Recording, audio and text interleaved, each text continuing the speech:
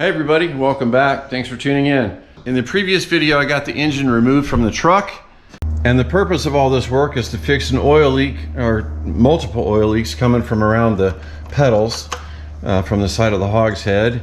And number two, we need to fix the magneto because it's putting out 0 voltage for some reason. So this is going to be a pretty challenging operation to get both of those things fixed because neither one are simple and easy. So my goal for this video is to get it disassembled, make an assessment of the situation, see what we have, see what we need to buy, and we'll go from there. For all you non-Model T folks, I just want to show you the oil pan because it's a little bit unique.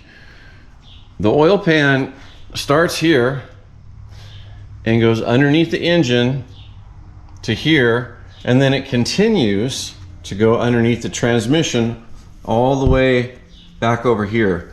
So the engine and transmission share the same oil pan.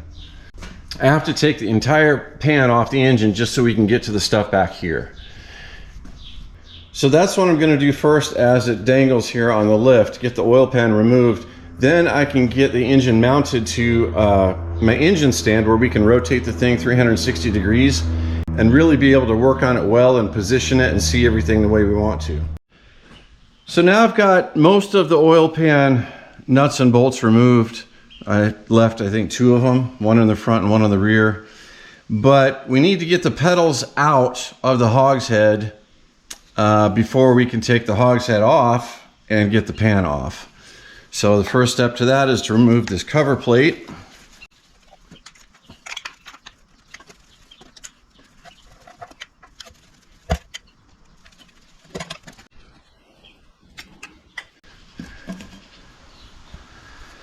Okay, so first of all, I want to show you which pedals actuate which band.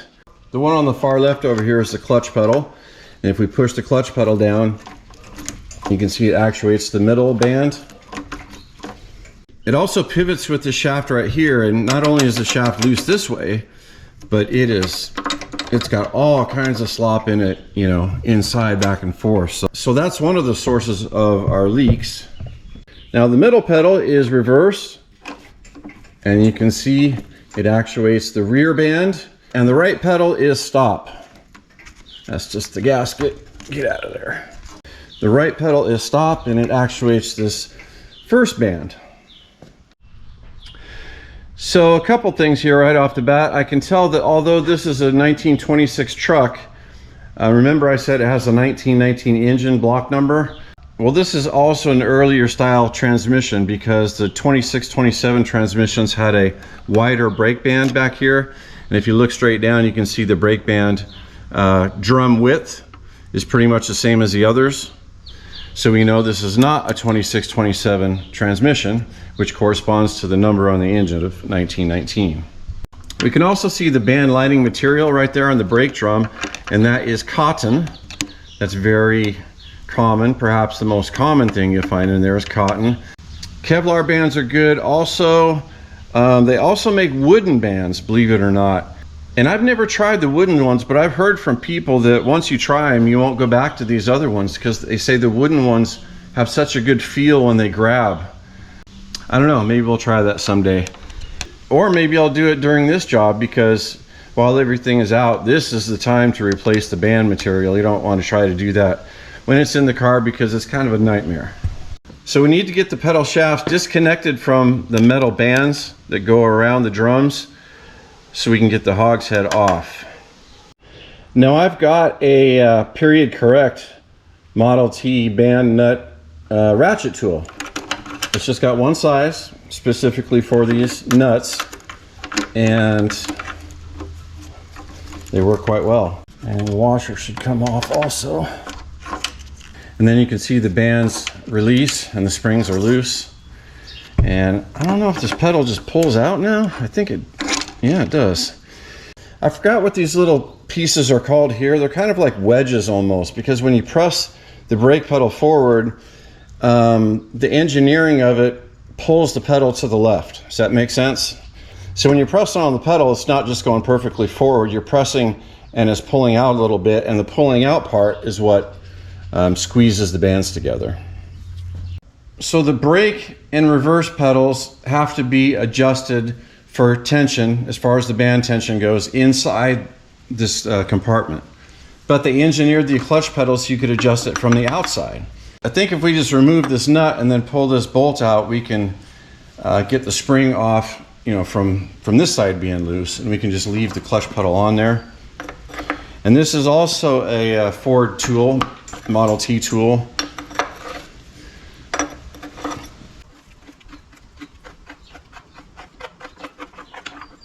There we go. Now you can see that all the bands are loose, and I think we should be able to lift the hogshead right up and off. Let me get this one remaining bolt removed, and I'll bring you back for that.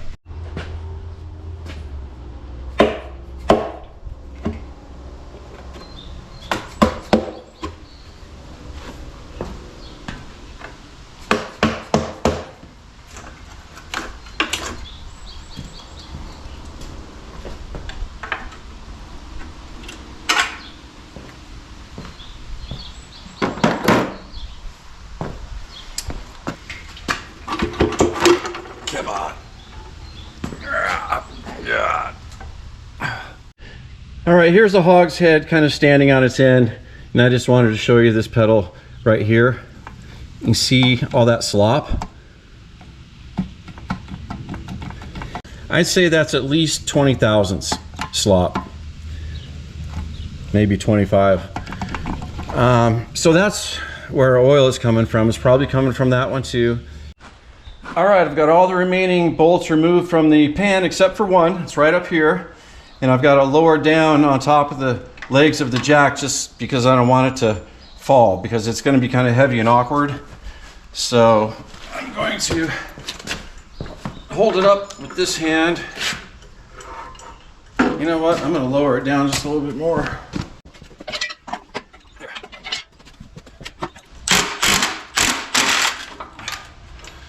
Just like that.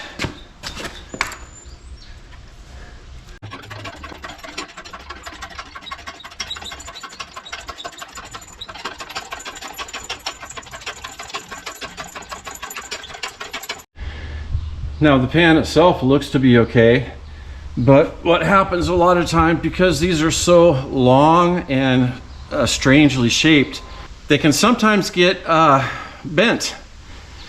And if you have a bent oil pan trying to fit it up against a perfectly flat engine block, then you're going to have even more leaks than you have on a normal Model T. So they actually make these tables, these jigs, for the sole purpose of straightening Model T oil pans. And if you ever see one, they're very recognizable. They're in the shape of an oil pan. They've got bolts sticking out of the top to align with all the bolts. They are perfectly flat. And then you put the oil pan upside down on top of that table, and you systematically go around and bang it with a hammer or whatever until you get it perfectly straight. Now the next trick is getting the engine from the lift onto the engine stand. Now this plate here is actually an adapter for a Model T engine, and don't quote me on this, but I think they might work on Model A's as well.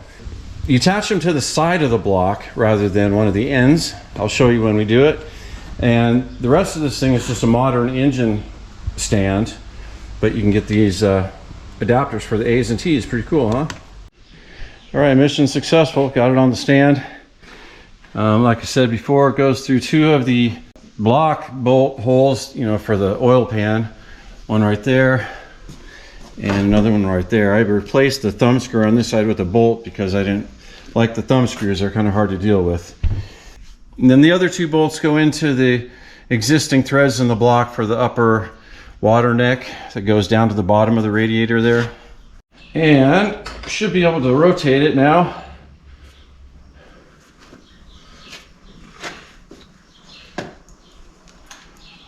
Yep. Now there's some gasoline from the carburetor.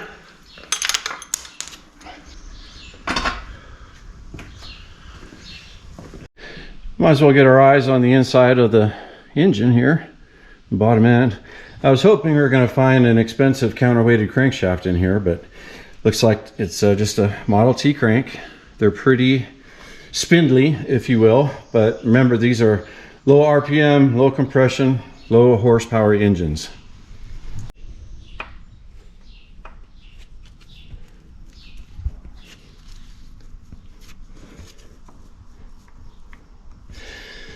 Those things right there are the dippers.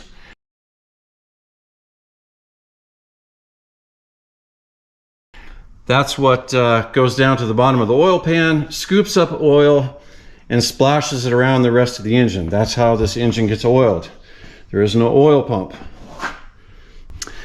Well, the Magneto seems to be intact, so that rules out any missing pieces or anything like that. Now I should be able to just sort of hold the hand crank on there and spin the engine. Did you hear that compression?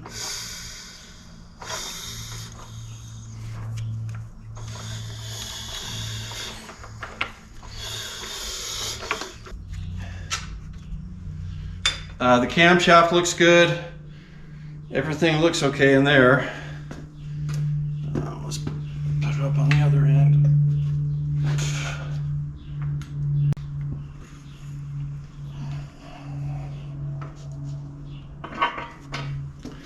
The gap between the magnet plates right there and the iron cores inside the field coils is supposed to be between 25 thousandths and 40 thousandths. And I don't know if it's just, you know, the oil that's making me think this, but these look awfully tight.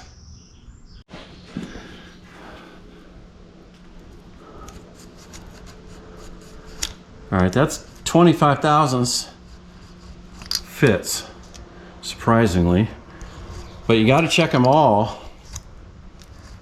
25 thousandths. Wow, they look way tighter than that to my eye, so I'm glad I checked. So I think maybe my eye isn't so bad after all, because I came around here, can't get that one in. Can't get that one in. Can get that one in, but it's difficult. Can't get that one in. Can barely get that one in. So right in here we might have a problem. That one can't go in at all.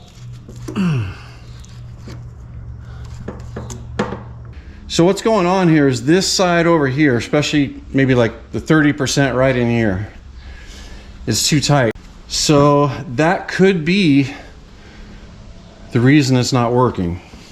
You know, they're not supposed to be touching and they're all supposed to be more or less the same. So I guess that's where I'm going to start. We're going to get the transmission completely removed, take the Magneto apart, and then first you check the heights of the magnets separately, you know, when these two halves are split apart. And then when you get all those about even, then you check your field coil ring separately with a different type of a tool, and I'll show you that as well. The field coil needs to be relatively flat against the engine block, right? It can't be cocked like this or like this. And the height of all these need to be such that they're all about the same, and then there has to be a certain gap in between the two.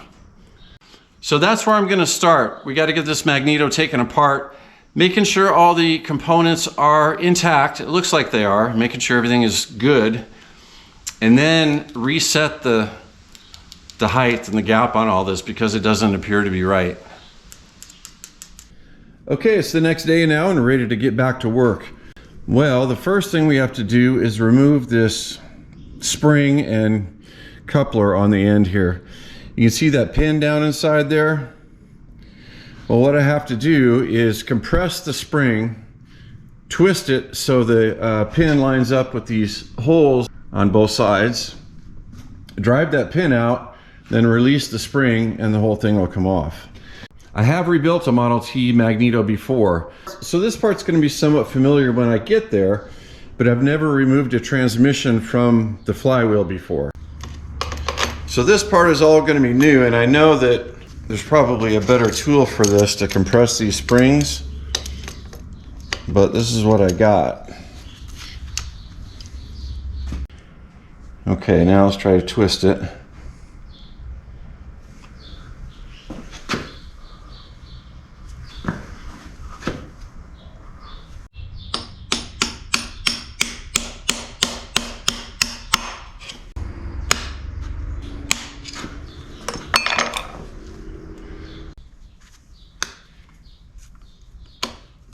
There it is. Well, that wasn't so bad.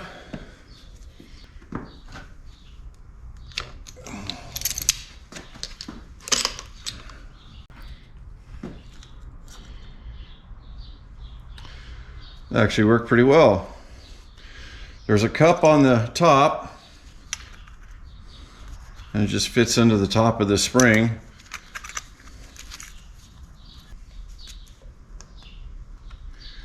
This is the deal that the clutch forks, slide into right there. Now we're down to the 3 drums, but inside this top plate are all the clutch discs. I think there are 24 or 25 of them, and I'll show you when we get down to it. And to get this top plate off, we need to cut this mechanics wire and remove, looks like 6 9/16 bolts.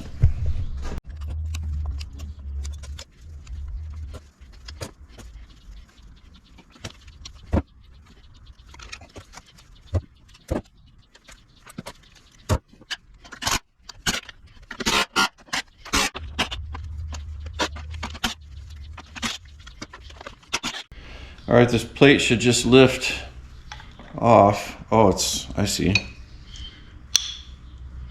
All right, here's where I'm getting into unknown territory. We got the top plate. Next is this piece with the 3 studs pointing up, and they fit into holes in this top plate. And there are all the clutch discs. All right, let me see if I can get a couple of these out to show you. That's one. You can evaluate the condition of these discs kind of the same way you would look at maybe like a main bearing.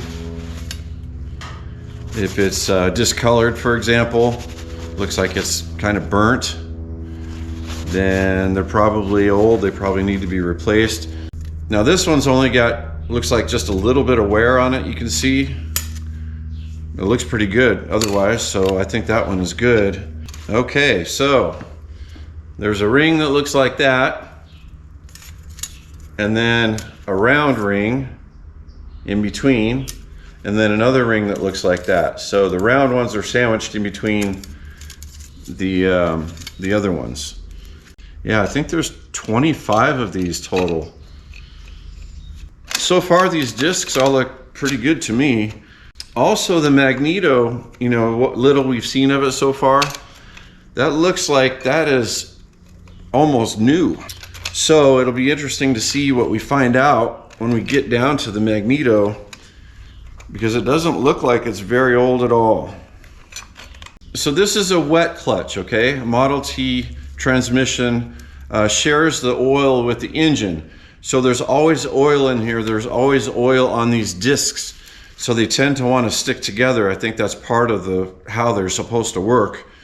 But when a Model T is cold, especially in the winter time, when you haven't started the car for a while, these discs tend to stick together and cause a drag on the system. So it's harder to spin the motor over. Anyway, I'm going to count these just so we know for sure how many there are. And then I'll let you know here in a second.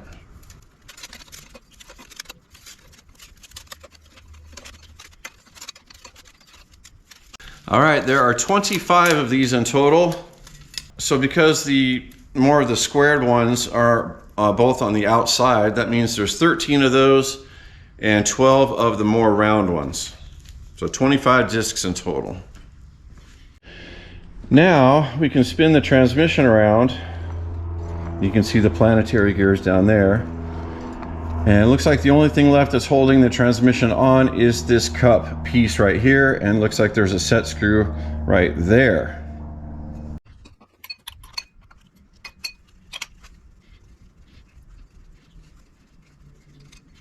All right, there's the set screw. Might have to use a puller to get this part out because it doesn't feel like it's going to want to budge. So check out this contraption I came up with. This is one of my 2-arm pullers. I've got it reversed so the feet are, pulling like this. There's holes on either side of this outer drum thing, so they fit well in there, but they want to slip out. So on each side I used a pair of vice grips to hold them into the holes, and now we're going to see if this works.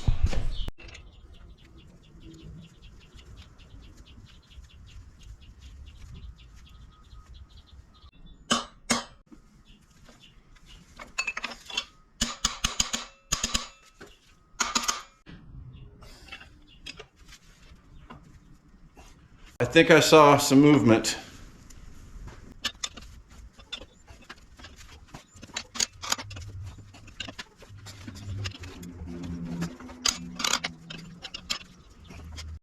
It's definitely moving, so I think it's safe to use a tool on it here.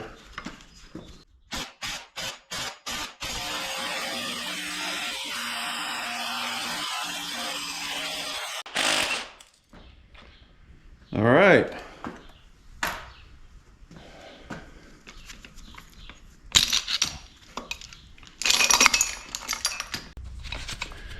Now the only thing that's holding the drums on is this key in the shaft. So get this key removed and then the whole thing should lift off.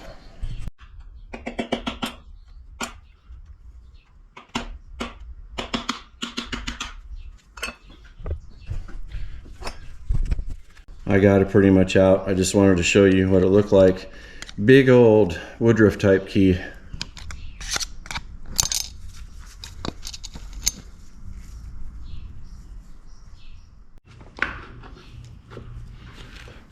Now, I thought those planetary gears were not connected to this, but no, they're not connected. They're just still meshed with the inner gear there. All right, one of them came out on the left there. All right, that one came out. All right, got all 3 of them. This should just pull off now, right?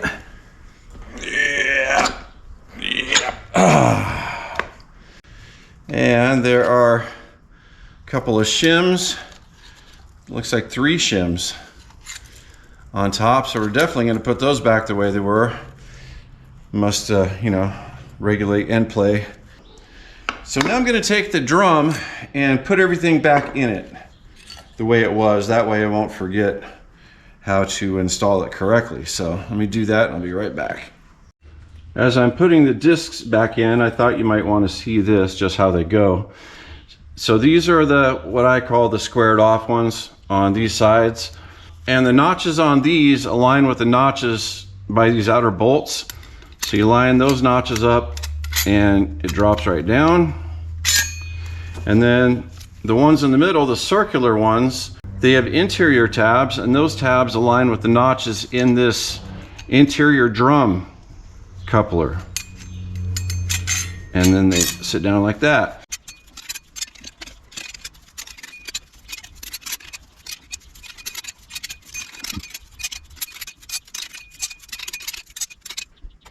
Key, I'll just set the key right down in there for now, and this one on top like that. All right, so here we are at the flywheel finally. I've been putting this job off for about 2 years, and maybe you guys can understand now why I've been putting it off, because it's just a tremendous amount of work. Anyway, here we are at the planetary gears, and the reason they call them planetary gears is because there's one big gear in the middle which is attached to the bottom of the transmission. So because these 3 outer gears kind of orbit, if you will, the big one in the middle, I think that's why they call them planetary gears. Now these things spin on shafts. There's 3 of them that stick up from the flywheel. And each planetary gear has a bushing inside it. A lot of times these bushings will be worn out and there will be slop in these gears. Or these shafts will be worn, and neither is the case.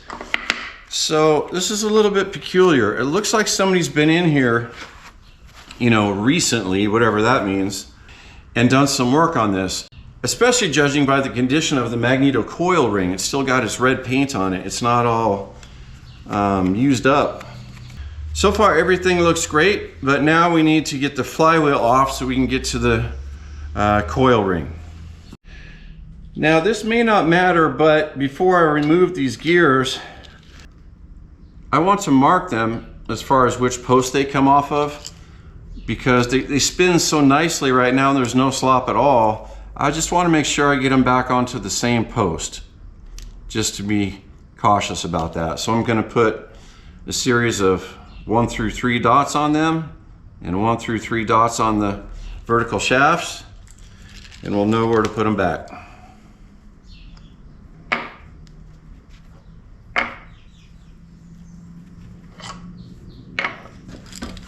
To get the flywheel removed, there are 4 bolts. You can see the backs of them right there. 1, 2, 3, and 4. So we have to get to those from the other side. So I need to pull the engine stand out and flip the motor either sideways or upside down to get to those.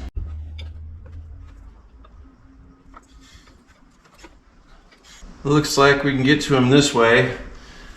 Now I've got the mechanics wire removed, and I've got 3 of the bolts removed, just got 1 left. And they take an 11/16 socket. Finally getting occasion to use one of my wobble sockets. I bought these a couple years ago and I almost never use them because they're kind of bulky at the base and they don't fit in a lot of places I want to use them. But they work perfectly for this because I need just a little bit of angle that way. And I can get it right on the top of the head.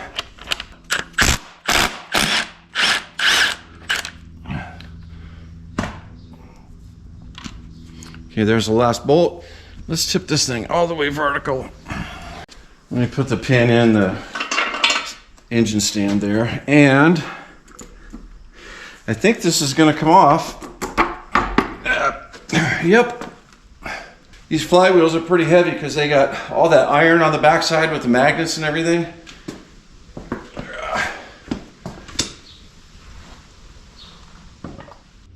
Okay, I'll just show you guys this Magneto ring a little bit before we get started. So right there is the top of the Magneto ring, and that's what delivers voltage to the ignition system in the vehicle. Now all these rings you can see are connected to each other by that band of copper wire all the way around. What these coils are is essentially just copper wire, the same width as these straps, wound tightly around these iron cores. Now the Model T Magneto doesn't put out DC voltage, it puts out AC voltage, alternating current, and the reason it does that is because, for example, if this coil right here is wound to the right, the next one will be wound to the left. The next one following that will be wound to the right, left, right, and so on all the way around, so it's alternating current. If these coils were all wound the same way, for example, all wound to the right, then it would be direct current. So the coil ring is held to the engine block by 4 bolts. 1, 2, 3, 4. You might not be able to see this on camera, but underneath the coil ring, under the post where the bolts fasten to the block, there are shims. So those shims do a couple things. First of all, we need to shim this Magneto ring so it is as flat as possible against the block in all directions. So we don't want it tilted in either direction. So that's where we're going to start, and then I'll tell you the other reason for the shims when we get beyond that point. Now before we do the level test, I forgot I wanted to do one test with the multimeter here. So I've got it on resistance. The coil ring should have a resistance between the top post and anywhere else ground on the ring between 0.5 and 1.0. Lower than 0.5 might suggest an open or a short circuit. Anything above 1.0 or significantly above 1.0 could mean that the ring is still functioning, but the magnetic field would be weak. So let's see what we get here. I've done this off camera a few times. So right now we're getting 1.69, 1.70, which is well above our range of 0.5 to 1.0. I don't really understand what's happening, because one time it'll be 1.7 and then the next time I do it, it'll be 0.29. Probably won't be able to get it to do that now, but so now it's dropped from 1.7 to 1.5. Now it's 1.3, 1.4. Anyway, it's out of range on both sides of our spectrum. Most of the time it reads 0.29, and today for some reason it's reading on the high side. So this thing failed the continuity test, so there might be something wrong with the ring somewhere, a short or who knows what. Now I want to do an electromagnetism test on this thing. I've got a 12-volt battery hooked up. I've got one end hooked to ground and the other end is still dangling off. What I'm going to do is touch the top post with the power, and then I'm going to test magnetism with this little metal ruler. I should be able to feel magnetism around the ring on each core. And by the way, if you're going to do this test like this, don't hook up your power continuously to the ring. It's got to be a momentary touch, because if you hook it up continuously, you could fry the ring. All right. Should be a spark there, and there's nothing. So that might be an indication right off the bat that this is not going to work. Yeah, there's no sign of life here, and there should be. Okay, I've got one more thing to try. Now we can do the same type of test as the electromagnetism test, but instead of using a metal object to touch the cores, I'm going to hold the compass near the outer edge of the coils while I'm tapping this, and we should get an indication of some magnetism. So that one's pointing south. This one is so weak. Okay, barely came around to north. That's south. This one's so weak it's not doing anything. This one's south. This one's north. This one's so weak it's not doing anything. That one's north. Let's keep going here. South. North. Nothing. North. Nothing. North. Nothing. North. South. Nothing. South. Nothing. South. Barely north. Nothing. North. So that test was wildly inconsistent. So I think something is wrong with this ring here. Something has happened. You know, it does have some nicks here and there. I don't know when those were caused or how, but maybe, you know, part of this copper wire anywhere is making a contact with the ground, or it's not making a good contact with the next coil. But this coil ring fails the continuity test, and it fails the electromagnetism test as well. So I think it's safe to say that we found the reason that we're getting no voltage in the truck. I think this Magneto ring is bad. But because we're thorough, we're going to continue on. I'm going to show you a couple other things here. Now we're going to do the same test on this old mag ring that I've had on the shelf for a while. This came out of one of my other Model Ts. Now when I touch this to the top post, you can see we're getting a spark at least. It's doing something. So here we go.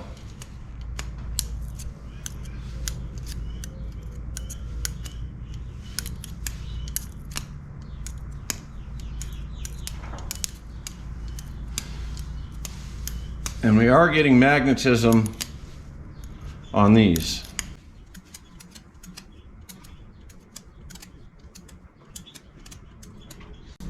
Not on that one. Or that one. These two are dead for some reason.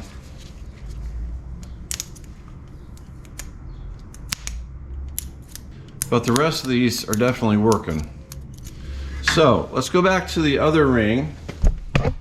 Just to do our due diligence, I'm going to check the mag ring now to see if it's straight.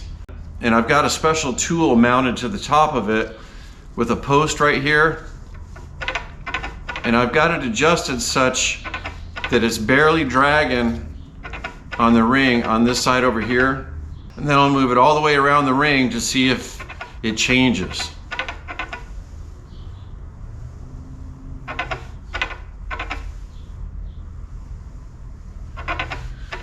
So it's touching right in here, but not the rest of the ring, which is most of it. I'd say 3/4 of it it's not touching and 25% of it is. So let's check the gaps on the ones that it isn't touching.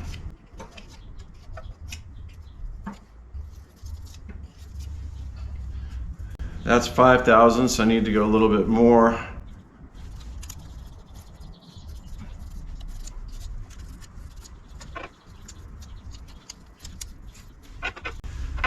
So it looks like we're about, I'd say 6 to 7 thousandths higher on this side than we are on the back side towards me here.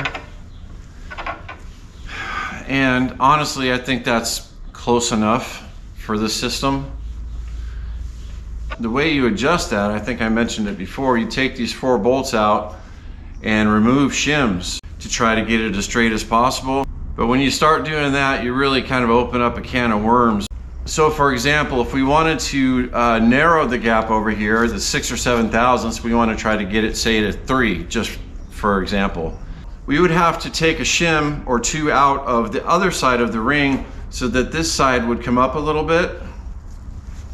And as a result, you might fix this area, you might get it down to your target of 3 thousandths, but you've changed this side as well in the process, and maybe this side is now not what you want. 6 or 7 thousandths, I think, is well within tolerance for this mag ring as far as being straight. Now, I've got my tool moved over to the flywheel ring where all the magnets are, and we're gonna do the same test. Because this one has 16 magnets mounted to it, and on top of the ends of the magnets are 16 plates. And screws go down through those plates and magnets to fasten them to the ring gear. When we're talking about screws and fasteners and magnets and pieces of metal, you know, they're all going to be just a little bit different. So the idea is to get them all to the same height. They're very close to it. So I've got my tool set up so it drags over here. And then we come over here and it doesn't drag.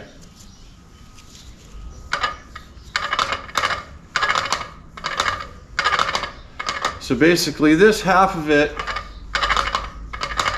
drags and this half doesn't. So this is where we measure our gap. That's 7 and it went in easily.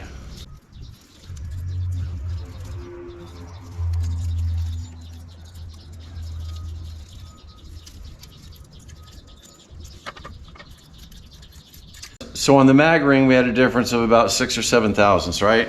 Well, on this one, we have a difference of about 13 thousandths, which is not ideal. I think that I could get them much closer than that with a little bit more work. So if this ring at its worst is 13 thousandths off, and the mag ring at its worst is 7 thousandths off, that's potentially 20 thousandths worth of difference, which is pretty big, especially when we start thinking about the air gap between the plates here and the iron cores in between the coils on the mag ring. That gap is supposed to be between 25 thousandths and 40 thousandths. Well, if you do the math, that's only a usable space of 15 thousandths, and we have a potential difference of 20 thousandths, right, between the two. So to be extra thorough, I'm going to put the flywheel back on the mag ring, and we're going to check the gap all the way around more precisely than we did earlier. All right, I've got the flywheel back on the engine. So first I'm going to go around with the 25 thousandths feeler and check all the gaps. Then I'm going to go around with a 40 thousandths feeler and check all the gaps. And if my math is correct and my figuring is correct, one of these feelers is not going to go in all the way around. So here we go, 25 to start with.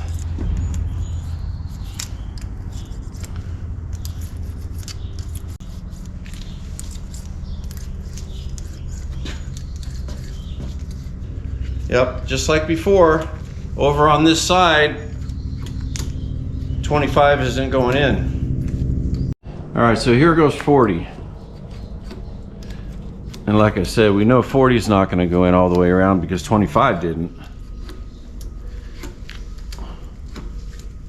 Not even close over here. We're not even going to try that. So I checked the air gap over here where the gap is the narrowest, and it's only 12 thousandths. And then on the other side where it's its highest, it's 44 or so. So whoever put the engine together, or the Magneto at least, I mean, it looks like they used really good components. Everything seems to be tight and right with the bushings and everything else. But the fact of the matter is the gap is way off. I am definitely not an expert on this stuff, but I know if the gap is too narrow, like it's 12 thousandths when it's supposed to be 25, you can actually kill the magnetic field. That's why there's a certain amount of gap there, because the magnets have to pass the copper wound iron cores at a certain distance to create the electricity. And if they're too close, you can kill the magnetic field and defeat the purpose. So that's one thing that's going on. The other thing that's going on is the mag ring seems to be dead. It doesn't pass that electromagnetism test. Oh, you know what? There's one more test I can do before we end this video.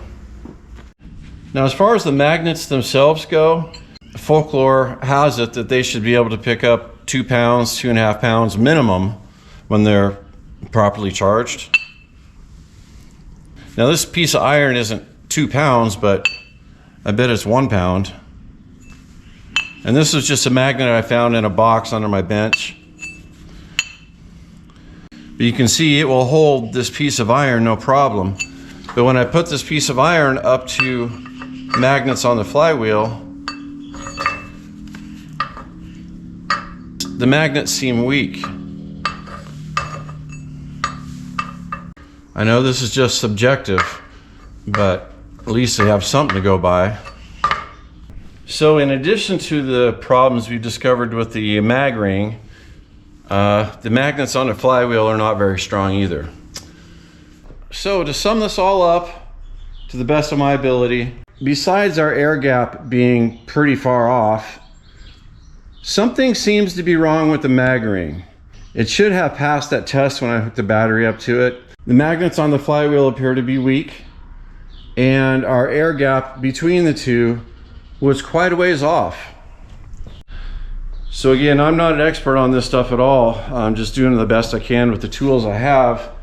And I think we need a new mag ring, and I think we need to recharge the magnets.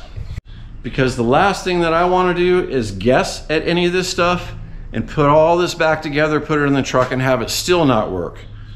That would not be a happy day. Anyway, I'm going to order some parts, and then in the next video we'll put everything back together and rebuild the Magneto and set the air gap, you know, as close to perfect as we can all the way around. After I get that done successfully, I'll move on to the hogshead pedal oil leak repair, which we still have to do also. Obviously this is a ton of work, but it will all be worthwhile when we get everything back together and the Magneto works again. Check out antiquecarsandstuff.com. Please subscribe to the channel if you haven't already. And I hope you guys tune in for the next video on this Magneto repair, because I am really excited to get this back together and get this all fixed. So long for now. Thanks for watching. Take care.